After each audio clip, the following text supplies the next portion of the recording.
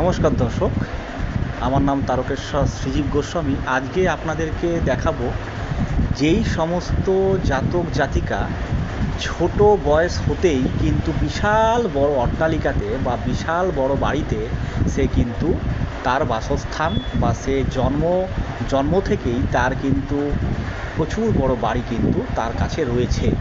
তা কোন রেখা দেখা দিলে এই ধরনের জাতক জাতিকা কিন্তু হয়ে থাকে?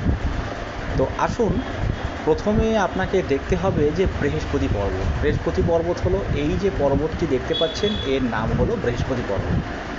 এই বৃহস্পতি পর্বতে যদি আপনার এই ধরনের যদি বক্স পরিলক্ষিত করা হয়, বড় আকারে বক্স, বৃহস্পতি পর্বতে যদি এই ধরনের বড় বক্স পরিলক্ষিত করা হয় তাহলে জানবেন সেই সমস্ত জাতক জাতিকা ছোট বয়স থেকেই কিন্তু বিশাল বড় অট্টালিকা বা বিশাল বড় রাজপ্রাসাদে কিন্তু তারা কিন্তু থেকে থাকেন।